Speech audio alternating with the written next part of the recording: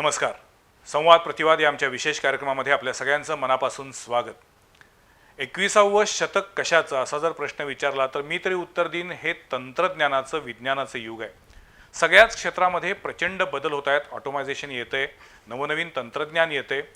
पण मला असं वाटतं की मेडिकल सायन्स म्हणजे वैद्यकीय शास्त्रामध्ये ज्या झपाट्यानं बदल होत आहेत ते बघितल्यानंतर थक्क व्हायला होतं.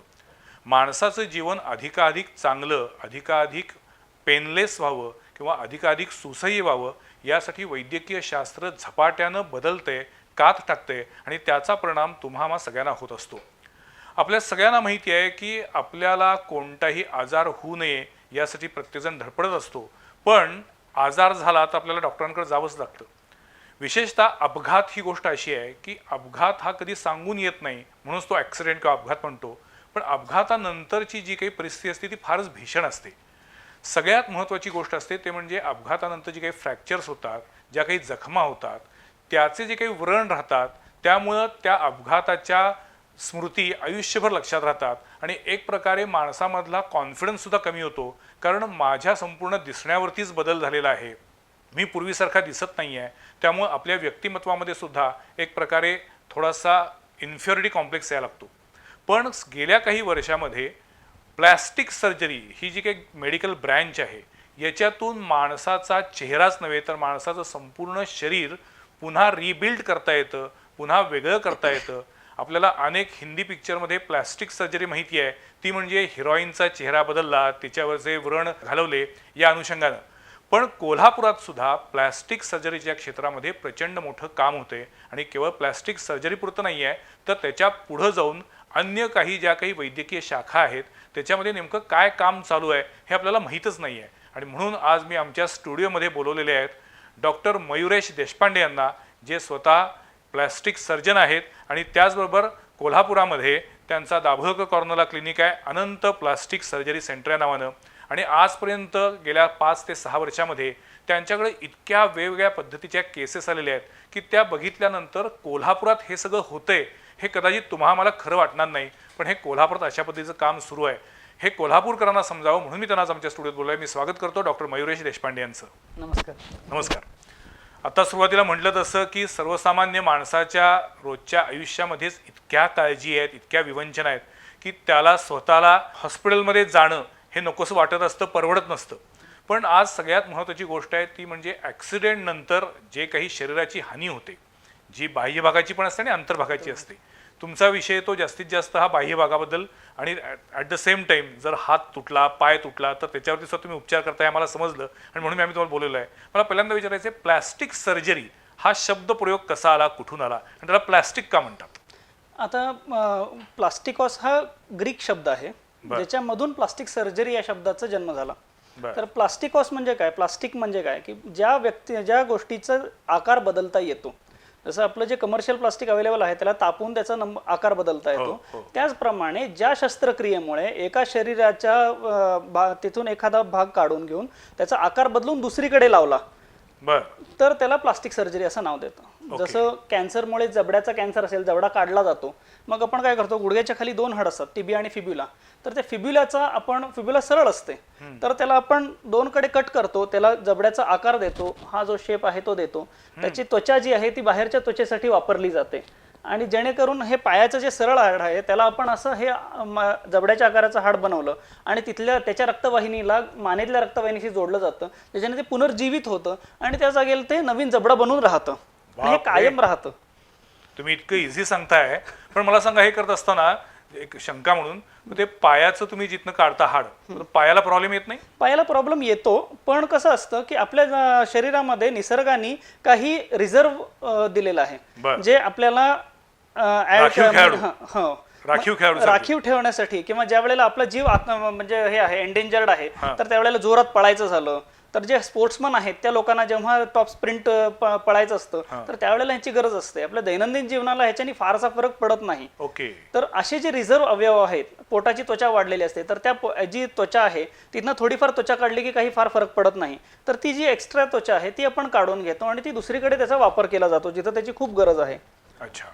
प्लास्टिक सर्जरी याचा सर्वसाधारणपणे लोकांच्या मनात असं आहे की दुभंगलेले ओठ, टाळू किंवा जर काही कोणतेही व्यंग असेल तर ते व्यंग चांगलं करण्यासाठी आणि सौंदर्य वाढवण्यासाठी, म्हणजे त्याला कॉस्मॅटॉलॉजीच्या अर्थानं पण बघितलं जातं.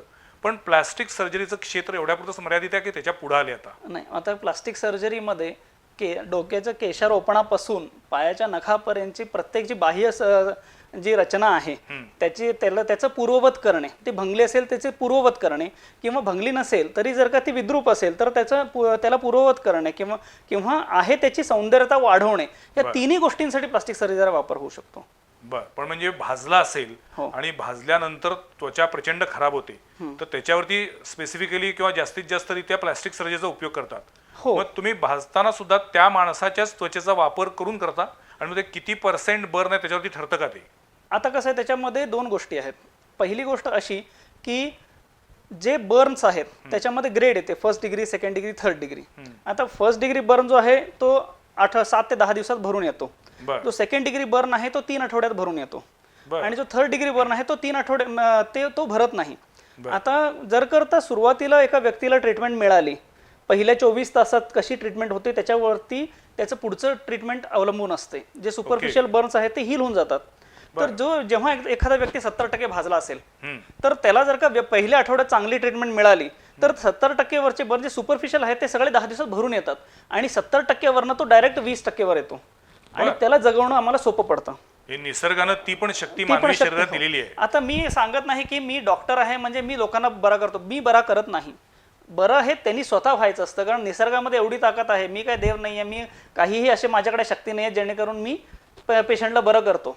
मी काय आहे, माझं काम आहे त्यांना वेपन पुरवणे. जनरली माणसाच्या मनात काय असतं, प्लास्टिक सर्जरी म्हणजे काय की ज्या भागात चांगली त्वचा आहे ती काढायची आणि जी खराब झाली ती लावायची. पण मग जी चांगली त्वचा आहे ती काढता मग ती त्वचा तिथे परत नवीन भरून येते? हो, ती भरून येते. कारण कसं असतं, आपण सबंध त्वचा पूर्ण अखंडपणे काढत नाही, लेअर त्वचा सुपरफिशियल लेअर काढतो. अच्छा.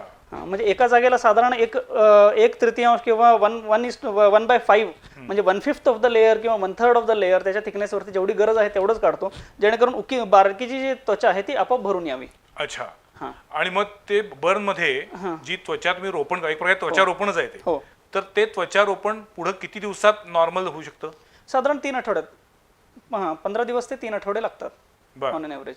आणि दुसरं आहे की खूप लोक असं विचारतात की माझा मुलगा भाजलाय तर माझी त्वचा त्याला लावा, असे सुद्धा खूप जण येतात. पण काय आहे, आपल्यामध्ये जे आहे दुसऱ्यांना जर का ह्याला ट्रान्सप्लांट जर का करायचं असेल तर त्यांची इम्युनिटी असते. आता इंडिव्हिज्युअलला प्रत्येकाची आपली आपली रोगनिरोधक शक्ती असते, जे सेल्फ आणि नॉन सेल्फमध्ये खूप लवकर फरक करते. जे नॉन सेल्फ आहे त्याला फेकून दिलं जातं, ते ठेवून घेत नाही शरीरामध्ये. जसं फॉरेन बॉडी राहत नाही म्हणतात, तशा पद्धतीने स्किन सुद्धा फॉरेन टिश्यू तर अजिबात राहत नाही. ओके. म्हणजे आता दुसऱ्या प्राण्यापासून घेतलेलं. पण मग त्वचा दान करतात त्याचा उपयोग कुठे होतो? त्वचा जे दान करतात त्याचा उपयोग कसं, ॲज अ टेम्पररी ड्रेसिंग म्हणून करतो. म्हणजे काय होतं की बर्न झाल्यावरती त्याची इम्युनिटी कमी होते. इम्युनिटी कमी झाली की काय होतं, त्याचा दुसऱ्याचा जो ग्राफ्ट आहे, आता स्किन त्वचा जी आहे ती शरीराची भिंत, घराची भिंत असल्यासारखी आहे. भिंत पडली की काय होतं की साध्यात वाऱ्याच्या झोतानी कचरा, माती, प्राणी, किडे सगळे आत यायला लागतात. आता समजा की 25% भिंत पडली, म्हणजे 4 भिंतीमधली 1 भिंत पडली तर तुम्ही मॅनेज करू शकता, कसं तरी रोखू शकता. पण जेव्हा 25%च्या वर जाते, 40%, 50% जर का भिंत पडली तर 2 भिंती तेवढंच नाही पडला तर छत पण कोसळतं. त्याच्यामुळे जेवढं पडलेलं आहे, जेवढं डॅमेज झालेलं आहे, जेवढा आघात झालेला आहे त्याच्यापेक्षा जास्त नुकसान होतं. तर त्याच्यामुळे जेव्हा 40%च्या वर बर्न होतो तेव्हा आम्ही सांगतो की जीवाला धोका आहे. कारण काय आहे की हे जे अनफोर्सिन जे छत पडण्याचं आहे, छतावरती आघात झालेला नाही पण सपोर्ट केल्या कारण छत पडलं. तर हे जे छत पडतं ह्याला आम्ही काय म्हणतो की 3rd स्पेस लॉस होतो, म्हणजे जिथे सूज येत नाही फुफ्फुसांमध्ये, आपल्या पोटामध्ये. पण एखादा माणूस भाजल्यानंतर तो पहिल्यांदा जाणार स्वतःचा जीव वाचवण्यासाठी, बरोबर. त्यातनं बरा झाल्यानंतर तो तुमच्याकडे येणार की मला पुन्हा छान दिसायचे, सुंदर व्हायचे म्हणून, बरोबर. पण तुमच्याकडे जेव्हा तो भाजलेला पेशंट येतो तो आधी काही उपचार घेऊनच येतो ना? नाही, ऍक्च्युली कसं आहे की त्यांनी आयडियली जर का आमच्याकडे आला तो पहिले तर आम्ही जास्त चांगलं ट्रीटमेंट देऊ शकू. कारण कसं आहे की आमची ट्रेनिंग झालेली असते 3 वर्ष. मी अतिरिक्त म्हणजे तुम्ही त्यांच्यावरती उपचार पण करता आणि पुन्हा त्यांना कॉस्मॅटॉलॉजीच्या दृष्टीने पुन्हा त्यांच्यावरती प्रॉपर गायडन्स देऊ शकता. हो. तुमच्याकडे आणखी एक शब्द ऐकला होता म्हणजे रिकन्स्ट्रक्शन सर्जरी. जे जसं बांधकामामध्ये असतं तसं काही रिकन्स्ट्रक्शन काय करता? रिकन्स्ट्रक्शन म्हणजे काय की आता एखाद्या ऍक्सिडेंटमुळे भंगलेला आहे चेहरा, आता नाक एका म्हणजे भांडणामध्ये माझ्याकडे पेशंट्स येतात की एकट्याने दुसऱ्याचं नाक चावलं, चावून तुकडा पाडला, मग आता त्याचं नाक गेलं, तर ते नाक पुन्हा पहिल्यासारखं दिसावं यासाठी आपण जे करतो त्याला रिकन्स्ट्रक्टिव्ह सर्जरी म्हणतो. कान कट झाला, नाक. आता पूर्वी कसं आहे, आणि ह्याचा जन्म आपल्या भारतातच झालेला आहे. जेव्हा युरोपमध्ये लोक जंगलात फिरायचे त्यावेळेला आपल्याकडे तक्षशिलेमध्ये वगैरे गल्लोगल्ली प्लास्टिक सर्जरी व्हायची. आणि हे म्हणजे आपल्याकडे जो फर्स्ट रिटर्न एव्हिडन्स आहे तो 600 BC मधला आहे. म्हणजे तुमच्या म्हणण्यानुसार प्लास्टिक सर्जरीचा उगम भारतात नाही? नक्की, हो.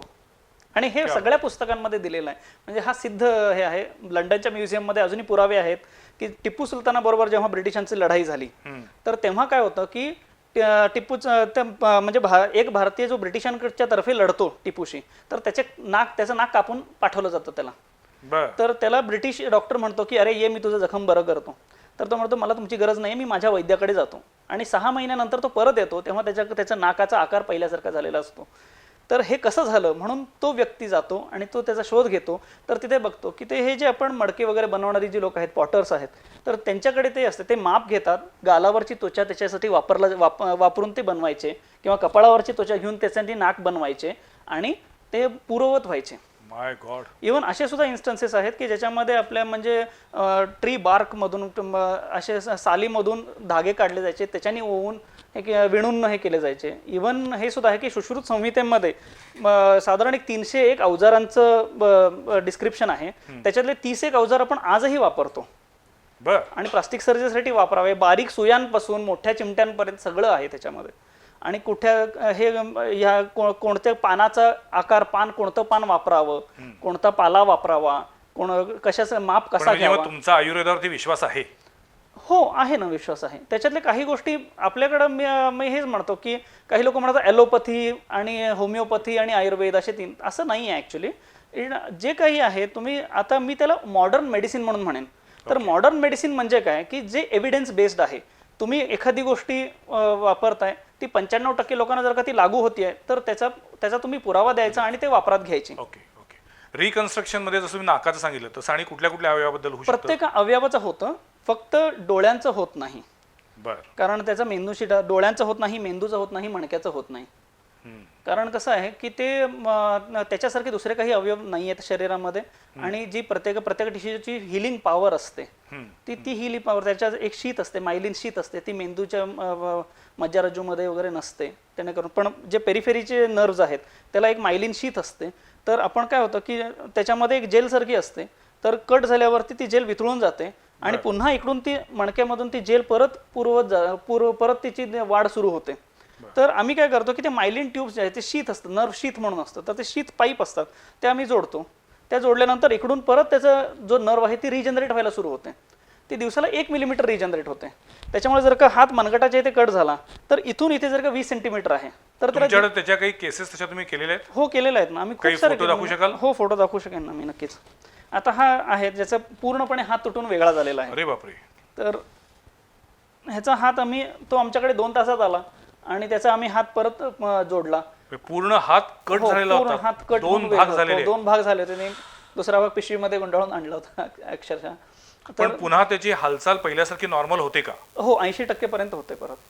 आणि हे किती वेळामध्ये तुमच्याकडे येणं आवश्यक असतं? आमच्याकडे हे एक साधारण 2 ते 3 तासात. अपघात घडल्यानंतर किती वेळात? 2 ते 3 तासात आमच्याकडे पोहोचले पाहिजेत. कारण त्यानंतर त्या नर्व्स पण मृत होत असतील ना? हो, म्हणजे जितका विलंब होतो तेवढं ते मृत होत जातं. आणि दुसरं काय, त्याच्यामध्ये एक विष तयार होत जातं, एनर्बिक मेटाबॉलिझम सुरू होतो. आणि त्याच्यानंतर जर का आपण समजा की 12 तासानंतर वगैरे त्याच्यामध्ये रक्तप्रवाह सुरू केला तर हे जे विष आहे हे त्या अवयवाला डॅमेज करू शकतं. आणि जर का हा अवयव मोठा असेल, समजा आता गुडघ्याच्या वर वगैरे एवढा जर का पाय कट झालेला आहे आणि त्याला आम्ही जर का 10-12 तासांनी त्याच्या रक्तवाहिन्या जोडल्या तर ते जे विष आहे ते जाऊन ते डायरेक्ट जीवावरती शरीरात पसरू शकतं आणि त्याच्याने पेशंटची मृत्यू पण होऊ शकते. आता ह्याच्यात एक मुख्य गोष्ट सांगायची म्हणजे की जेव्हा हात किंवा बोट तुटतं तर तेव्हा त्याला आणायचं कसं. तर हा जो तुटलेला भाग आहे त्याला एका ओल्या कपडामध्ये गुंडाळून तो अवयव प्लास्टिकच्या पिशवीत घालून, ती पिशवी आहे ती बर्फाच्या पिशवीमध्ये घालून आणणं गरजेचं आहे. कारण काय आहे, बर्फाशी डायरेक्ट त्याचा संपर्क होऊ नये, त्याच्याने काय होतं ते अवयव गोठतं. तर त्याच्यामुळे त्याला पूर्ववत करणं अवघड जातं. आणि दुसरं म्हणजे तो अवयव गरम नाही झाला पाहिजे, त्यासाठी तो थंड पण राहिला पाहिजे. आणि दुसरं, जेव्हा रक्तस्राव होत असतो तर त्यावेळेला काय करावं, तर काय होतं की अलीकडे कापड बांधलं जातं किंवा सुतळी बांधली जाते. त्याच्याने काय होतं की रक्त पुरवठा कमी वाढायच्याऐवजी वाढतो, कारण जे परत जाणारं रक्त आहे ते तिथे थांबतं आणि इकडे येणारं रक्त हे वाढत राहतं. तर त्याच्यासाठी इथे काही अलीकडे काही बांधू नये, बल्कि ते जिथे कट झालेलं आहे त्याच्यावरती एक ओलं कापड ठेवावं आणि पेशंटला झोपून तो हात वर करावा किंवा पाय वर केला आणि 7 मिनिटं त्याला कंटिन्युअस दाबून धरणं गरजेचं आहे. 7 मिनिटं तुम्ही कंटिन्युअस घड्याळ लावून जर का म्हणजे अधूनमधून उघडून बघायचं नाही, त्याला प्रेशर देऊन तसंच धरायचं. 7 मिनिटात कोणताही रक्तस्राव असेल तो थांबेल. तर तसं करून मग त्याचं बँडेज करून आपल्याकडे घेऊन यावं. आता हात तुटला असेल तर जोडता येतो, जोडता येतो, तसा शरीराचा कोणताही अवयव तुटला असेल जोडता येतो. जोडता येतो. माय गॉड. मग मायक्रोव्हॅस्क्युलर सर्जरी म्हणतात तो हो, ह्याचाच तो प्रकार आहे का? याचाच प्रकार. अच्छा. कारण ह्याला जे आम्ही सर्जरी सुचर्स वापरतो, जे धागे वापरले जातात ते म्हणजे इतके याचा प्लास्टिक सर्जरीशी तसा संबंध नाही. नाही, प्लास्टिक सर्जरीमध्ये हा सगळा भाग येतो. आता अच्छा. प्लास्टिक सर्जरीमध्ये मायक्रो सर्जरी येते, मायक्रोव्हॅस्क्युलर, मायक्रो न्यूरल सर्जरी येते, त्याच्यानंतर ट्रॉमा रिकन्स्ट्रक्टिव्ह सर्जरी येते, मॅक्झिलोफेशियल म्हणजे चेहऱ्याची हाडं तुटली असतील तर त्यांना परत जोडणे. अशी काही कोल्हापुरामध्ये तुम्ही केसेस केलेले? हो, माझे 300हून अधिक केसेस झालेत मॅक्झिलोफेशियलच्या. काही फोटो? हो, फोटोज आहेत ना. बाप रे. आता ह्याचे चेहऱ्याचे साधारण 14 फ्रॅक्चर झाले होते. तर त्यांना सगळ्यांना आपण या प्रकारे टायटॅनियमचे प्लेट्स वापरून त्यांचं रिकन्स्ट्रक्शन केलेलं आहे. म्हणजे साधारण कधी कधी काय होतं की त्यांना एवढं जास्त फ्रॅक्चर असले तर त्यांना ट्रेकिओस्टॉमी करावी लागते. इथून श्वासाची नळी घालून तिथून श्वासोश्वास मेंटेन करावा लागतो. आणि हे वरचं फ्रॅक्चर वगैरे सगळं जून यायला 21 दिवस 3 आठवडे आपल्याला थांबावं लागतं. म्हणजे त्याच्यानंतर मग हे बोग बंद केलं जातं, नाकानी श्वास तो श्वासोश्वास परत माय सुरू होतो. गॉड. असं आहे. आणि आणि तुम्ही हे आपल्याकडे कोल्हापुरात होतं? हो, कोल्हापूर. आणि हा तोच पेशंट हो आहे? हो काही चेहऱ्यावरती म्हणजे कुठलाही व्रण नाहीये, डाग नाहीये. हो. पण मग एरवी आपल्याला साधं खरचटलं, कापलं किंवा भाजलं तरी त्याचा काही काळ डाग राहतो. हो. किंवा ऑपरेशन्स जे होतात त्या ऑपरेशन नंतर जे काही जिथे टाके घातलेले आहेत ते टाके दिसतात. मग तुमच्याकडे टाके घालायची पद्धत काय वेगळी असते? आम्ही बारीक टाके वापरतो बर. आणि लवकर काढले जातात. म्हणजे त्वचेच्या आत विरघळणारे टाके घातले जातात आणि जे वरती दिसणारे टाके आहेत ते टाके लवकर काढले जातात, जेणेकरून वण कमीत कमी राहतो. आणि त्याच्यानंतर मग आम्ही काही मलम आहेत ते वगैरे वापरून किंवा सिलिकॉन शीट्स आहेत त्याचं वापरून, मसाज वगैरे त्याचे टेक्निक्स आहेत त्या वापरून तो आहे तो वण पण कमी केला जातो, कमी दिसेल असा केला जातो. मायक्रोव्हॅस्क्युलर सर्जरीमध्ये शरीरातला कोणताही तुटलेला अवयव हा पुन्हा जोडण्याचे टेक्निक आहे. हो. आणि ते कोल्हापुरात तुमच्याकडे होते. हो. म्हणजे हात तुटलेला आहे ते जोडलेले आहेत. हो. अशा पद्धतीने कुठले कुठले अवयव ब्रेक झाले ते पुन्हा पूर्वपदावरती व्यवस्थित करून दिलेले आहेत? आम्ही हात जोडलेला म्हणजे एल्बो पासून कट झालेला जोडलेला आहे. रिस्ट पासून तर म्हणजे जास्त 20-30 हात आम्ही कट झालेले जोडलेले आहेत. बोटांमध्ये काय होतं की जेव्हा ह्याला PIP जॉईंट म्हणतात, तर इथपर्यंत आम्ही कट झालेला एवढा भाग आम्ही जोडलेला आहे. पण ह्याच्या पलीकडे बोटाचा पेर, जर शेवटचा पेर आहे इथे जर का तुटलं तर या जागेला रक्तवाहिन्या खूप छोट्या होतात, मग तशा वेळेला जोडणं शक्य होत नाही. पण इथपर्यंत दुसऱ्या पेरापर्यंत आम्ही जोडलेले आहेत, यशस्वीरित्या जोडलेले आहेत. पायाबद्दल पायाचे अंगठे जोडलेले आहेत, पण बाकीचे जे छोटे बोटं आहेत त्यांना जरा त्यांचे रक्तवाहिन्या छोट्या असतात. आता अंगठा हा शेवटच्या पेरापर्यंत जोडलेला आहे आम्ही, म्हणजे एकच पेर कट झाला होता, हे पण आम्ही पूर्ववत जोडलेला आहे. आणि त्याची हालचाल पुन्हा पूर्ववत होऊ शकते. तो फोर्स त्याच्यामध्ये तेवढाच येऊ शकतो. हो, जरासा कमी राहतो. म्हणजे जर का समजा की एक 5 ते 7 किलो पर्यंत उचलू शकतो पेशंट, पण त्याच्यापेक्षा जास्त जेव्हा उचलेल तेव्हा त्याला काळजी घ्यावी लागते. आता पुन्हा येऊया प्लास्टिक सर्जरीकडे. जे सुरुवातीला म्हटलं सुंदर मी होणार असं सगळ्यांचंच स्वप्न असतं, त्यामुळे मला सुंदर होण्यासाठी नाकाची ठेवण बदलायची आहे, कानाची रचना बदलायची आहे, किंवा तुम्ही म्हटलात आता केश रोपण सुद्धा तुमच्यातलाच एक पार्ट आहे. तर अशा पद्धतीनं प्लास्टिक सर्जरीमध्ये संपूर्ण चेहरा बदलून पिक्चरमध्ये दाखवतात तसं की पूर्वी होता वेगळा आणि आत्ता झाला वेगळा, असं करणं खरोखर पॉसिबल असतं का? पूर्ण वेगळा नाही होत, पण बराच वेगळा होतो. बर. म्हणजे रायनोप्लास्टी आम्ही केली. पण मग त्याला काही कायदेशीर नियम आहेत का? तुम्हाला एखादा रुग्ण तुमच्याकडे आला किंवा एखादी व्यक्ती तुमच्याकडे आली, तर रुग्ण म्हणता नाही आणि सांगितलं की नाही मला माझा चेहरा पूर्ण बदलायचा आहे, मला नाकाची ठेवण बदलायची आहे, तर तो माणूस आपली आयडेंटिटी बदलण्याचा प्रयत्न करतोय म्हणून तुमच्यावरती लिगली काही निर्बंध आहेत का? म्हणजे आम्ही अशा पेशंटला घेत नाही. पहिले बेसिकली काय असतं की ज्यांना पूर्ण आपला चेहरा बदलून पाहिजे, तर म्हणजे मेडिको लिगल दृष्ट्या आम्हाला अडचण येऊ शकते, त्याच्यामुळे आम्ही जास्त हे करत नाही. प्रॉब्लेम काय असतो की पेशंटला माहिती असलं पाहिजे की त्याला काय पाहिजे आहे. जर करता त्याला माहिती नसेल तर त्याचा प्रॉब्लेम असा होऊ शकतो की आम्ही जी सर्जरी केलेली आहे आणि त्याला जसा मनासारखा रिझल्ट मिळाला नाही तर त्यांना ते एक खंत कायम राहते आणि त्याचा त्रास आम्हाला पुढे होतो. तर त्याच्यासाठी आम्ही हे क्लिअर करतो की त्यांचा जे गोल आहे तो वेल डिफाईन्ड असला पाहिजे. माझं नाक वाकडं आहे, मला सरळ करून पाहिजे. माझे ओठ बारीक आहे, ते जाड करून पाहिजेत. माझी कानाची ठेवण अशी आहे ती अशी झाली पाहिजे. सौंदर्य वृद्धीसाठी असेल तर ठीक आहे, ठीक आहे. हो, पण त्या व्यतिरिक्त दुसरा काही हेतू असेल तर तुम्ही करत हो. माझ्या वडिलांनी मला ओळखलंच नाही पाहिजे. हा तर असे माझ्याकडे पेशंट येतात, पण आम्ही त्यांना म्हणजे नम्रतेने आम्ही सांगतो की असं हे घडत नाही. हे जे काही म्हणजे मी त्यांना सांगतो की टीव्ही सिरियल मध्ये जसा एक ऍक्टर जातो दुसरा ऍक्टर येतो तसं प्रत्यक्षात शक्य नाही आहे. आता फेस ट्रान्सप्लांट म्हणून होतं, त्याच्याबद्दल पेपरमध्ये खूप सारं ऐकलेलं आहे आपण. आजपर्यंत जगामध्ये 11 फेस ट्रान्सप्लांट झालेले आहेत. पूर्ण चेहराच बदलायचा, पूर्ण चेहराच बदलून झाला. पण त्यांचं कसं असतं की अस्वलाने चेहरा संबंध खाऊन टाकलाय, नाक बोकं आहे, तोंड पुन्हा एक ऍक्सिडेंट झालाय काहीतरी आणि त्याच्यावरती केलं तर उपचार म्हणून. हो. आणि ट्रान्सप्लांट म्हणजे काय, एका व्यक्तीपासून दुसऱ्या व्यक्तीला करणे. तर ह्याच्यामध्ये काय होतं की तो व्यक्ती त्याला ऍक्सेप्ट करत नाही. तुमच्या शरीराची जी रोगनिरोधक शक्ती आहे ती त्याला फेकून देते. तर त्याच्यासाठी तुमची इम्युनिटी डाऊन करण्यासाठी काही औषधं तुम्हाला कायमची घ्यावी लागतात आणि त्याच्याने तुमचं आयुष्य कमी होतं. त्याच्यामुळे ट्रान्सप्लांट हे कॉस्मेटिक पर्पजसाठी करता येत नाही. एखाद्याचं नाक वाकडं आहे किंवा ओठ दुभंगलेले आहेत तर अशा वेळेला प्लास्टिक सर्जरी केली जाते. तर त्याच्यासाठी तुम्ही असं काही त्यांच्याकडे दाखवता की तुला कशा पद्धतीचं नाक हवंय, कशा पद्धतीचे ओठ हवेत, हे तुम्ही दाखवता, विचारता का? नाही, आम्ही काय करतो की आमच्या जुन्या जे पेशंट्स आहेत त्यांचे मी रिझल्ट दाखवतो आणि त्याच्यातल्या कोणत्या प्रकारे किंवा त्यांना तो काही कल्पना आम्ही देतो की तुमचं नाक असं दिसेल. पण कसं असतं की हे शेवटी पण निसर्गावरती अवलंबून असतं की एखाद्याला एका ऑपरेशनमुळे जास्त कमी सूज येऊ शकते. त्याच्यामुळे आणि जसा आम्ही ऍक्च्युली दाखवायला पाहिजे तसा रिझल्ट न मिळता पेशंट म्हणजे त्याच्या मला रणबीर कपूर सारखं नाक पाहिजे असं मुलं येतात. रणबीर कपूर सारखं नाक होईल पण रणबीर कपूरचं नाक त्याच्यासाठी चांगलं दिसतं. ते तुमच्या तोंडावर कसं चेहऱ्याच्या प्रपोर्शनेट ते योग्य दिसेल काय बघितलं जातं. हो. मी बॅरिएट्रिक सर्जरी हा शब्द ऐकलाय. हो. ज्या पद्धतीनं स्थूलपणा कमी करण्यासाठी या सर्जरीचा वापर होतो तसं प्लास्टिक सर्जरीमध्ये पण स्थूलपणा कमी करण्यासाठी काही आहे? हो, आहे ना. जेव्हा बॅरिएट्रिक सर्जरी म्हणजे काय की तुमचं वजन हे एका अमुक प्रमाणाच्या वर असेल तर बॅरिएट्रिक केली जाते. बॅरिएट्रिक मध्ये आतडीचं ऑपरेशन केलं जातं. पण प्लास्टिक सर्जरीमध्ये जेव्हा बॅरिएट्रिक सर्जरी केल्यानंतर जे त्वचा लूज पडते, सैल पडते, ती टाइटनिंग करायची आम्ही सर्जरी करतो. तर त्याला हाताचे मांस हे सैल झालं असेल तर त्याला आपण ब्रेकियोप्लास्टी करतो. पोटासाठी टमी टक किंवा अब्डॉमिनोप्लास्टी करतो. मांड्यांसाठी थायप्लास्टी करतो. आणि दुसरं आहे की साधारण तुमचं 5 किलो किंवा 10 किलो वजन जर का तुमचं जास्त असेल तर त्याच्यासाठी आपण लायपोसक्शन करून चरबी कमी करू शकतो, जेणेकरून तेवढा फरक पडतो. त्याचे साईड इफेक्ट काय नाहीत? त्याचे साईड इफेक्ट आहेत. तुम्ही जास्त केला तर आता काय होतं की कधी कधी पेशंट प्रेशरमुळे काही सर्जन जास्त फॅट काढला जातो. आता आम्ही साधारण 3 लिटर फॅट काढतो. शरीरात असतं किती मुळात? शरीरात खूप असतं. हो, स्नायूमध्ये पण फॅट असतं, सगळीकडे फॅट असतं. 3 लिटर काढता? हो, 3 लिटर पोटामध्येच काढतो आम्ही. बर. तर 3 लिटर पेक्षा जास्त पोटामध्ये असतं. पण कसं असतं, पण ते पुन्हा एकदा तुम्ही काढलं की ते पुन्हा वाढत नाही? नंबर ऑफ सेल्स वाढत नाहीत, पण जे उरलेले सेल्स आहेत त्यांचा साईज वाढू शकतो. ओके. म्हणून तुम्ही डाएट हा मेंटेन केलाच पाहिजे. डाएट करून जो फॅट जात नाही त्याच्यासाठी लायपोसक्शन हा उपाय आहे. ओके. डाएटसाठी पर्याय मग लायपोसेक्शन हे लाईफ लॉंग टिकतं का? तुम्ही डाएट मेंटेन केलं तरच टिकतं. एकदा लायपोसेक्शन केलं आता काय पाहिजे ते खातो पितो असं नाही होणार. अच्छा. म्हणून आम्ही पेशंटना सांगतो की तुम्ही एक डाएट फॉलो करा, एक्सरसाइज प्लॅन फॉलो करा, त्याच्याने जे कमी होणार नाही ते आम्ही लायपोसक्शन तुम्हाला काढून देऊ. ओके.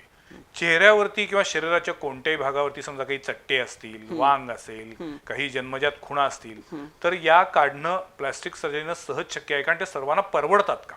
हो, सर्वांना म्हणजे कसं असतं त्या वणवरती अवलंबून आहे. आता आपल्या शरीरावरती चेहऱ्यावरती लाईन्स आहेत, भुवयांच्या ज्या आपण आठ्या पडतात, तर जे काढू शकता? नाही, ते काढू शकत नाही. पण जे वण आहेत ते ह्याला परपेंडिक्युलर आहेत, ते वण जास्त दिसतात आणि त्याला जे पॅरलल वण असतात ते हळूहळू हलके होऊन जातात. तर प्लास्टिक सर्जरी आम्ही काय करतो की त्या वणाची दिशा बदलतो. माय गॉड. आणि ते वण नैसर्गिकरित्या ते हलके होऊन जातात. मग गालाला खळी पाडायची असेल तरी सुद्धा तुमच्याकडे येऊ शकतो? म्हणजे पाडू शकतो. पण आर्टिफिशियली खळी पाडू शकतो? हो, आर्टिफिशियल खळी पाडता येते. कमाल आहे. म्हणजे आता जर एखाद्याला खळी पडत असेल तर विचारायला पाहिजे डॉक्टर मयुरेश देशपांडेकडे जाऊन आहेत का म्हणून आधी. पण ती जितकी नॅचरल असते तितकीच नॅचरल दिसते. हो, नॅचरल. त्यासाठी पण ऑपरेशन करावं लागतं? हो, त्याच्यासाठी ऑपरेशन करावं लागतं आणि तो डे केअर प्रोसिजर म्हणजे सकाळी येऊन संध्याकाळी तुम्ही घरी जाऊ शकता खळी पाडण्यासाठी. फक्त त्याचा रिझल्ट यायला 3-1 आठवडे लागतात. बरं. ओके. एक वेगळा मुद्दा आहे की ज्या मुद्द्यावरती फार उघडपणे बोललं जात नाही तो म्हणजे लिंग बदल शस्त्रक्रिया. कोल्हापुरामध्ये अशा पद्धतीच्या शस्त्रक्रिया आपल्याकडे होतात असं मला समजलं होतं. त्याच्यासाठी काही लिगल फॉर्मॅलिटी असते का आणि तुम्ही त्या माणसाचं काही काउन्सिलिंग पण करता का त्या व्यक्तीचं? हो, आम्ही काउन्सिलिंग करतो आणि त्याच्यासाठी 2 सायकॅट्रिस्टचं म्हणजे आता कसं आहे, थर्ड जेंडर हे लिगली रेकग्नाइज झालेलं आहे. तृतीयपंथी. हो, तृतीयपंथी जे आहेत ते रेकग्नाइज झालेलं आहे आणि त्याच्यामुळे काय झालेलं आहे, खूप साऱ्या लिगॅलिटीज कमी झालेल्या आहेत आणि आता आम्ही जे काही करतोय ते आहे 2 सायकॅट्रिस्टचं ओपिनियन लागतं. ओके. जेंडर डिस्फोरिया म्हणून ह्याचं आता डायग्नोसिस दिलं जातं. तर 2 सायकॅट्रिस्टनी त्यांना जेंडर डिस्फोरिया आहे ह्याचं कन्फर्मेशन देणं गरजेचं आहे. म्हणजे काय? जेंडर डिस्फोरिया म्हणजे त्यांना ते ज्या शरीरात आहे त्याचं जे शारीरिक जे सेक्स आहे ते त्यांना मानसिकरित्या ते त्यांना वाटत नाही. ओके. आणि मी जे पुरुष आहे पण त्याच्याकडे भावना सगळ्या स्त्रीच्या आहेत. ओके. किंवा स्त्री आहे आणि तो पुरुषी आहे असं आपण म्हणतो. हो हो तर अशा वेळी ते जेंडर चेंज होऊ शकतं. हो, हे जेंडर चेंज. आणि तृतीयपंथीयांच्या बाबतीत तृतीयपंथीयाला पुन्हा जेंडर चेंज करता येतं? परत पूर्ववत नाही करता येत. It is a permanent change. यासाठीच आम्हाला लिगॅलिटी लागते.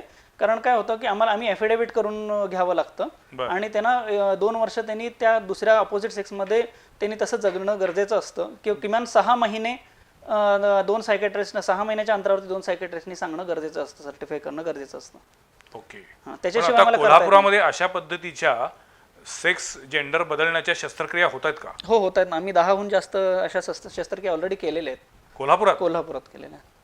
अर्थात त्यांची नावं आपल्याला गुप्त ठेवावीच लागतील. हो. पण स्त्रीचं पुरुष किंवा पुरुष पुरुषाचं पण केलेलं आहे, पुरुषांची स्त्री पण केलेली आहे. माय गॉड.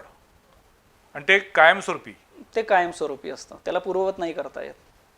अच्छा, कमाल आहे. जो बदल होणार तो परमनंट होणार. त्यासाठी पण मग बाकी सगळ्या हार्मोन्स मध्ये पण ते तसे बदल होणं अपेक्षित नसतात? हो, काय होतं की ह्यांना हॉर्मोन्स आम्ही सर्जरी थ्रू हॉर्मोन्स कमी जास्त नाही करू शकत.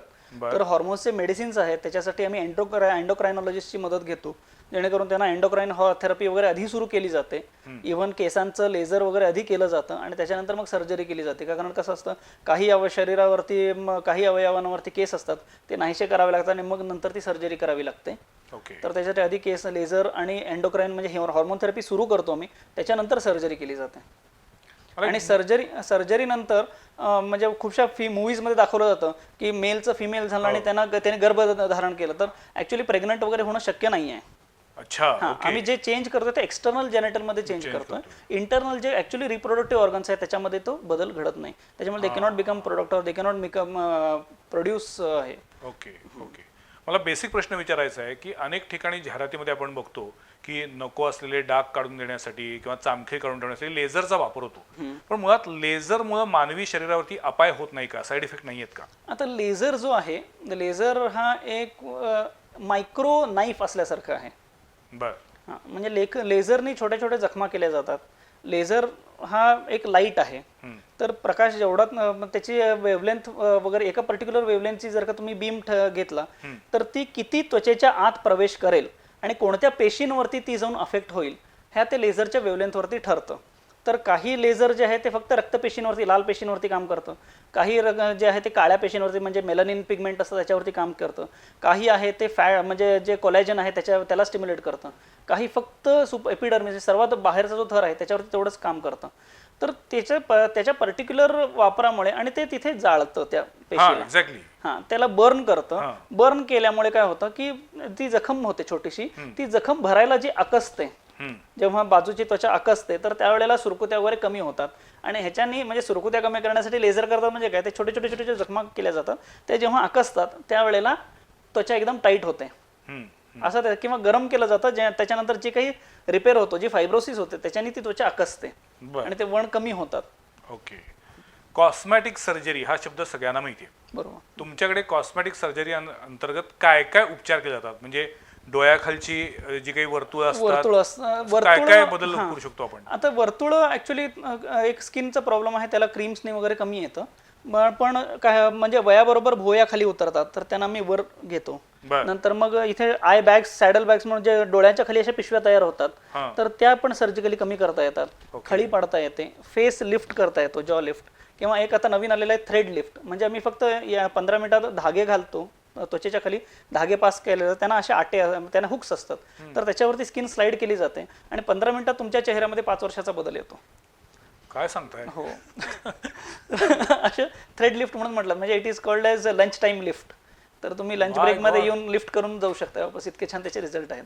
पुन्हा तरुण दिसण्यासाठी. पुन्हा तरुण दिसण्यासाठी पुढच्या 4-5 वर्षांसाठी तुमची त्वचा तशी तरुण राहते. आपल्याकडे अनेकांना, मगाशी तुम्ही सुरुवातीला म्हटलं तसं की ॲक्सिडेंट नंतरच्या किंवा एखाद्या असाध्य आजार कॅन्सरसारखा आहे त्यावेळी जे ऑपरेशन्स होतात त्याच्यानंतर जर चेहऱ्याचा आकार काही बदलला असेल तर तो तुम्ही पूर्ववत करून देता, पण तुमच्या सर्जरीमुळे त्या मूळ दुखण्यावरती काही अफेक्ट होतो का? नाही, मूळ दुखण्यावरती अफेक्ट होत नाही. कारण म्हणजे कधी कधी होतं, तर तुम्ही जर का ट्रॉमासाठी आहे आणि जर का एखाद्याला चावता येत नाही आहे आणि ते हाड जर का चुकीचं तिरकं झालं असेल तर त्याला आम्ही प्रयत्न करून त्याला सरळ केलं की ते फंक्शनल इम्प्रूव्हमेंट होते. आता जबड्याचा सपोर्ट लागतो गिळताना, तर जबडा देऊन जिभेला सपोर्ट देऊन त्याला गिळण्याची प्रक्रिया आम्ही पूर्ववत होण्यासाठी मदत करतो. हाडामध्ये फ्रॅक्चर असेल किंवा हाड व्यवस्थित जुळलं नसेल तर त्याच्यासाठी आम्ही प्लास्टिक सर्जरी करून त्याच्यामध्ये दुसरीकडचं वॅस्क्युलराइज्ड बोन आम्ही त्याच्यामध्ये टाकून त्यांना त्या पायावरती चालण्यासाठी मदत करू शकतो. या प्रकारे आम्ही मदत करू शकतो. पण मूळचा आजार जर का कॅन्सर आहे तर त्याच्यावरचा मी ट्रीटमेंट नाही करू शकत. त्याच्यावरचा ऑन्कोसर्जन ट्रीटमेंट करतो आणि तो कॅन्सर काढला जातो आणि त्याच्यानंतर त्या जागेला दुसरीकडचा टिश्यू वापरून मी त्याचं रिकन्स्ट्रक्शन करून तो अवयव त्याला पूर्ववत करण्याचे प्रयत्न करतो. व्हेरिकोज व्हेन्स बद्दल? व्हेरिकोज वेन मध्ये आम्ही ट्रीटमेंट करतो. त्याच्यामध्ये कसं असतं की व्हेरिकोज वेन हा अशुद्ध रक्तवाहिन्यांचा आजार आहे आपल्याला माहिती असल्यामुळे, आणि जास्तीत आपल्याकडे नाभिक समाज आहे जे सलून्स वगैरे जे चालवतात किंवा पानपट्टीची दुकान उभारण्यामुळे होणारा हा आजार आहे. आणि ह्याच्यामध्ये लेझर आहे, सर्जरी आहे, 2 प्रकारचे आपल्याकडे ट्रीटमेंट आहेत. पण म्हणजे तुम्ही व्हेरिकोज व्हेन्स वरती पण उपचार करता आणि त्याच्या कॉस्मेटॉलॉजीवरती पण उपचार करता? हो. कॉस्मेटॉलॉजीमध्ये फारसा सुधार होत नाही. सर्जरी झाल्यानंतर आपोआपच कॉस्मेटॉलॉजी इम्प्रूव्ह होते आणि त्याच्यानंतर फिजिओथेरपीची जास्त गरज असते, प्रेशर गार्मेंट वापरण्याची गरज असते आणि त्यांना काही म्हणजे चालणं गरजेचं आहे, जास्त वेळ न उभारणे, हे प्रिकॉशन्स त्यांना घ्यावेच लागतात आणि त्याच्याने हे बदल घडत जातात. त्याच्यामध्ये कॉस्मेटिक डाग सुद्धा जरा थोड्या प्रमाणात कमी येतात. रक्तवाहिन्या ज्या दिसत असतात, गाठीच्या पायांमध्ये दिसत, त्या नाहीशा होतात. असे सगळे प्रकार होतात. याप्रमाणे आणि स्टॉकिंग्स त्यांना मात्र वापरावे लागतात. स्टॉकिंग्स वापरून हे सगळे जरा काही कालाने आपोआप सगळं बरं होतं. प्लास्टिक सर्जन होण्यासाठी मुळात शिक्षण काय घ्यावं लागतं? कारण तुम्हाला सगळी अॅनाटॉमी माहीत पाहिजे पूर्ण. शरीरातला कोणताही अवयव जर तो काही तिथं फ्रॅक्चर झाला असेल, काही मोडतोड झाली असेल तर ते पूर्ववत करायचं आहे. मग ती सर्जरीमध्ये येतं की कशामध्ये येतं? प्लास्टिक सर्जरीची ट्रेनिंग अशी आहे, आधी आमचं 6 वर्षाचं MBBS होतं. MBBS नंतर जनरल सर्जरीमध्ये मी MS केलं, तर 3 वर्षाचं ते MS असतं. MS केल्यानंतर परत MCH असतं 3 वर्षाचं, ज्याच्यामध्ये अतिरिक्त प्लास्टिक सर्जरी 6 आणि 3 9 आणि 3 12 वर्षांनी पहिल्यांदा घालायची. हो. आणि मग या क्षेत्रात यायचं. आणि मध्ये 1 वर्ष जातं त्याची पुढची तयारी करण्याची. असे करून एक 14 वर्षाचा तो कालावधी जातो. मी MBBS जॉईन केलं 2000 मध्ये आणि 2014 ऑक्टोबरपासून मी प्रॅक्टिस करतो. पण जगभरामध्ये आता प्लास्टिक सर्जरीमध्ये काय काय नवीन इन्व्हेन्शन व्हायला लागले? रोबोटिक सर्जरीचा खूपसा उपयोग यायला लागला आहे. आता नवीन रोबोटिक हेअर ट्रान्सप्लांट सुद्धा सुरू झालेला आहे. पण त्या रोबोटची किंमतच आपल्या देशामध्ये जराशी ती इनहिबिटरी आहे का, कारण ते म्हणजे 1 करोडच्या पुढे 1 करोड 2 करोड 3 करोड अशी त्याची किंमत असते आणि ती आपल्याला तेवढी परवडत नाही. तर खूपशा सर्जरीजमध्ये रोबोटची मदत घेतली जाते आणि त्याच्याने, आणि जशी आपली टेक्नॉलॉजी वाढती आहे तर त्या टेक्नॉलॉजीचा आपल्या स्किल्समध्ये सुद्धा जे गोष्टी पूर्वी दिसत नव्हत्या, नवीन मायक्रोस्कोप आल्या कारणाने ज्या गोष्टी आम्हाला दिसत नव्हत्या पूर्वी, त्या आता दिसायला लागल्या. त्याच्यामुळे आपण त्या पण रिपेअर करायला सक्षम झालेलो आहोत. अच्छा. पोलिओमध्ये एखाद्या माणसाचा जर पाय दुबळा झाला असेल, अधू झाला असेल, तर त्याच्यावरती तुमच्या शास्त्रामध्ये काही उपाय आहे? त्याला जास्त काही उपाय करता येत नाही, कारण ते एक त्या पायाचं ग्लोबल म्हणजे सगळ्याच पेशी पण म्हणजे शक्तिहीन झालेल्या असतात, हाडांची वाढ झालेली नसते, सगळ्यांचीच वाढ कुंतलेली असते. आर्टिफिशियल पाय किंवा कॅलिपर्स खूप चांगले आलेले आहेत आजकाल आणि खूप लाईट वेट आलेले आहेत, ज्याच्याने डेफिनेटली हेल्प होते. म्हणजे मी जयपूर फूटच्या जिथे तयार झाला त्या इन्स्टिट्यूटमधून MCH पास SMS जयपूरमधून मी पासआउट झालेलो आहे. तर आमच्याकडे तिथे फूट रिहॅबिलिटेशनचं वेगळं डिपार्टमेंटच आहे, ज्याच्यामध्ये रेग्युलरली वेगवेगळ्या प्रकारचे पाय आणि वेगवेगळ्या प्रकारचे कॅलिपर्स, ऑर्थोसिस म्हणतो आपण त्यांना. तर ऑर्थोसिस आणि प्रॉस्थेसिस म्हणजे जो भंगलेला जो पाय नाहीसा आहे तिथे कृत्रिम पाय बसवणे, ह्याला प्रॉस्थेसिस म्हणतात. तर ऑर्थोसिस आणि प्रॉस्थेसिस ह्याचे दोन्हीचे एक वेगळं डिपार्टमेंटच आहे त्यांच्याकडे. रिहॅबिलिटेटिव्ह मेडिसिन अशी वेगळी ब्रांचच आहे जयपूरला. तर तिथे ह्याचा खूप सारा आम्हाला एक्सपोजर मिळाला, त्याच्यामुळे त्याचे ऑप्शन्स वगैरे सगळे, आणि त्याचा आज आम्ही उपयोग करतोय. जो बेड रिडन पेशंट असतो त्याला एक मोठा प्रॉब्लेम असतो बेड सोर्सचा, पाठीवरती किंवा पार्श्वभागावरती जखमा होतात, त्या पण बऱ्या होऊ शकतात मग यातनं? हो, त्या बऱ्या होऊ शकतात, पण ह्याच्यासाठी पेशंट आणि त्यांच्या नातेवाईकांचं कोऑपरेशन खूप गरजेचं असतं. कारण काय आहे, तो परावलंबी असतो पेशंट. हो. तर त्याच्यामुळे कोणत्याही जागात आपण खुर्चीवर बसलोय तर 15 मिनिटांनी आपण पण जरासं हालचाल करतो, कारण आपले प्रेशर पॉईंट्स आहेत ते आपल्याला सांगतायत की बाबा जास्त वजन जास्त वेळ बसल्यास जरा रिलॅक्स हो म्हणून. तर हे त्या ज्यांना स्पाईन इंजुरीज वगैरे होतात तर त्या लोकांना हे सेन्सेशन गेलेले असतात, त्याच्यामुळे त्यांना कळत नाही की किती तास ते झोपलेले आहेत आणि त्याच्यामुळे तिथला रक्तपुरवठा बंद होतो आणि तिथे ती जखम बनते. ओके. असा हा त्याची हे आहे, पॅथोफिजिओलॉजी आहे. तर तुम्हाला दर 2 तासाला पेशंटची पोझिशन चेंज केली पाहिजे आणि ओलसर राहिले नाही पाहिजे ती जागा, त्याची ड्राय ठेवली पाहिजे, त्याचे ड्रेसिंग्स रेग्युलरली झाले पाहिजेत. आणि एवढे सगळे झाल्यानंतर ही जेव्हा आमच्याकडे पेशंट येतात की त्याच्यावरती आम्ही फ्लॅप करून त्यांना बरं करतो, पण त्याच्यानंतर जर का पेशंटच्या नातेवाईकांनी हे फॉलो केलं नाही तर त्याच जागेला परत अल्सर होण्याची हे असते. पण जे पेशंट आता माझ्या गेल्या 5 वर्षापूर्वी मी एका पेशंटचं सांगलीमध्ये त्या ऑफिसला जातात, तर त्यांच्या बेडसवरचं मी ऑपरेशन केलं, आजपर्यंत त्या व्यक्तीचं परत त्या जागेला जखम आलेला नाही आहे, कारण तो जे खुर्चीवरून उठायला पाहिजे ते तो घड्याळ लावून अलार्म लावून करतो आज. Okay okay okay okay. खूप छान रिझल्ट येतात. तुमच्याकडे जे पेशंट येतात त्यामध्ये कॉस्मॅटॉलॉजीसाठी येणारे जास्त आहेत की ऍक्सिडेंट नंतर किंवा अशा पद्धतीची काही इजा झाल्यानंतर दुरुस्तीसाठी येणारे जास्त असतात? नाही, दोन्ही प्रकारचे आहेत. आजकाल माझं जवळपास 60% जे आहे ते रिकन्स्ट्रक्शनचं वर्क आहे, रिकन्स्ट्रक्शन बर्न्स म्हणा, आणि जे 40% आहे ते कॉस्मेटिकवरती मी काम करतोय आज. आणि अजून एक गोष्ट मला सांगायची आहे की बर्न्समध्ये आम्ही कोलॅजन ड्रेसिंग म्हणून वापरतो. तर कोलॅजन ड्रेसिंग म्हणजे काय आहे की बोवाईन कोलॅजन म्हणजे बैलांच्या किंवा प्राण्यांच्या कातड्यापासून डर्मल कोलॅजन शीट येते. आता त्याची सिंथेटिकली ते शीट्स बनवतात, ठीक आहे. तर कृत्रिमरित्या त्याचे शीट्स बनवले जातात. आता जेव्हा त्वचा भाजते तर तिथे कसं आहे की त्वचा मी सांगितल्यासारखं घराची भिंत असल्यासारखी असते, तर हे कोलॅजन शीट आहे ना तिथे पत्रा मारल्यासारखं काम करतं, म्हणजे ॲज अ फिजिकल बॅरियर ते काम करतं. आणि जोपर्यंत पेशंट ह्या 1 आठवडा 10 दिवसात त्याच्यातून बाहेर येत नाही तोपर्यंत ते तिथे त्याचं इन्फेक्शन कमी करतं. त्याचा जो पाण्याचा स्राव होतो, म्हणजे जे पाणी जे निघून जातं रक्तवाहिन्या ओपन झाल्यामुळे, तो स्राव थांबवतं आणि जेणेकरून त्याची सलाईनची रिक्वायरमेंट, औषधांची रिक्वायरमेंट, अँटीबायोटिकची रिक्वायरमेंट कमी होते आणि त्याला त्याच्यातून बाहेर पडण्यासाठी खूप मदत होते. आणि आम्ही असं करून 75% पर्यंतच्या बर्नच्या पेशंटना आम्ही वाचवलंय. Very good. एक मला आता तुम्ही बोलत असताना एक असा मनात मुद्दा आला की मग हे जे ऍसिड फेकण्याचे प्रकार असतात तर त्या चेहऱ्यांना पुन्हा पूर्ववत रूप देता येतं का? बऱ्यापैकी देता येतं, पण कसं असतं ऍसिडमुळे डीप बर्न्स होतात. आता आता पाण्यामुळे किंवा रस्त्यामध्ये पडलेली खूप सारी मुले आमच्याकडे येतात, ते बर्न्स जे ते सुपरफिशियल असतात. सगळ्यात जास्त भाजणं कुठलं वाईट? तेलामुळं, पाण्यामुळं, शॉक लागून सगळ्यात जास्त कुठलं होतं? शॉकमुळे जास्त, इलेक्ट्रिक शॉकमुळे जास्त हे होतं. स्पेशली जे हाय व्होल्टेज इलेक्ट्रिक करंट आहे त्याच्याने काय होतं, वीज ही आतून प्रवास करते, त्याच्यामुळे आम्हाला कितपत जळलंय हे कळायला सुद्धा आम्हाला 4 ते 5 दिवस लागतात. Okay okay okay. बाहेरून भाजलं असेल तर मी सांगू शकतो की हे किती टक्के भाजलेलं आहे, पण आतून एकदा वीज प्रवास केलेली आहे तर आत कुठे कुठे बर्न झालेला आहे आणि ते कोणत्या अवयवातून आतून वाहिलेले आहे तिथे ती इंजुरी करते. त्याच्यामुळे आम्हाला कळत नाही की त्याच्यामुळे तो एक अंदाज घेऊनच आम्ही ट्रीटमेंट चालू असते. एखाद्या वेळेला 5व्या दिवशी 7व्या दिवशी एखादा अवयव काळा पडतो, हां, कारण ते आतनं बाहेर भासतं. त्याच्यामुळे electric burn are more difficult to manage आणि त्याच्यामुळे किडनी डॅमेज होणे, हार्टवरती अरिथमियाज होणे हे खूप जास्त प्रमाण आहे. पण कोल्हापुरामध्ये बर्नचे पेशंट वाढत आहेत, कमी होत आहेत, काय तुमचा अनुभव काय किंवा निरीक्षण काय? आहेत बऱ्यापैकी पेशंट्स तर आहेत भरपूर, पण हळूहळू वाढत आहे, हळूहळू कमी होत आहेत आणि प्रकार त्याची व्हरायटी वाढलेली आहे. पण बेसिकली कसं आहे की बर्न हे it is I call it poor man's disease. कारण काय होतं की अपर क्लासमध्ये फायरसाठी सेफ्टी मेजर्स प्रिकॉशन्स घेतले जातात, ते लोअर क्लासमध्ये नाही घेतले जात काही कारणांस्तव. तर त्याच्यामुळे त्यांच्यामध्ये जास्त हा प्रॉब्लेम आहे आणि इकॉनॉमिकल प्रॉब्लेम्स खूप जास्त होतात. तुमच्याकडे 2 वेगळ्या पद्धतीचे पेशंट येत असतील नाही? एक स्वतःला सुंदर दिसण्यासाठी, हवे तेवढे पैसे खर्च करण्यासाठी, आणि एक दुर्दैवानं अशा ॲक्सिडेंटमध्ये ज्यांच्या चेहऱ्यावरती इंजुरी झाले आहेत, भाजले आहेत, असे जे अत्यंत गोरगरीब आहेत, असे दोन्ही क्लास तुम्ही बघताय. हो, मला वाटतं डॉक्टर मयुरेश देशपांडे यांच्या क्लिनिकमध्ये ज्या पद्धतीनं वेगळ्या पद्धतीनं काम होते हे कोल्हापुरातल्या लोकांपर्यंत पोहोचणं आवश्यक होतं. याचं कारण असं आहे की आपल्याला असं वाटतं की मेडिकल सायन्स सगळ्यात आता पुणे, मुंबई, हैदराबाद, बेंगलोर इकडेच आहे, पण असं काय नाही आहे. कोल्हापुरामध्ये सुद्धा इतकं मोठं काम चालू आहे आणि ज्या वेगवेगळ्या उपचारांची त्यांनी आत्ता माहिती दिली ती बघितल्यानंतर थक्क व्हायला होतं. फोटो मी सगळे तुम्हाला दाखवू शकत नाही आहे, इतके काही भीषण फोटो आहेत. ते बघताना सुद्धा त्रास होतो, तेव्हा मी ते तुम्हाला दाखवू शकत नाही आहे. पण या व्यतिरिक्त सुद्धा अनेक वेगवेगळ्या पद्धतीचं काम त्यांच्याकडे चाललं आहे. ही जाहिरात म्हणून केलेलं नव्हतं, तर केवळ आणि केवळ आपल्यापर्यंत ही माहिती पोचली पाहिजे की अशा पद्धतीनं कोल्हापुरामध्ये उपचार होऊ शकतात.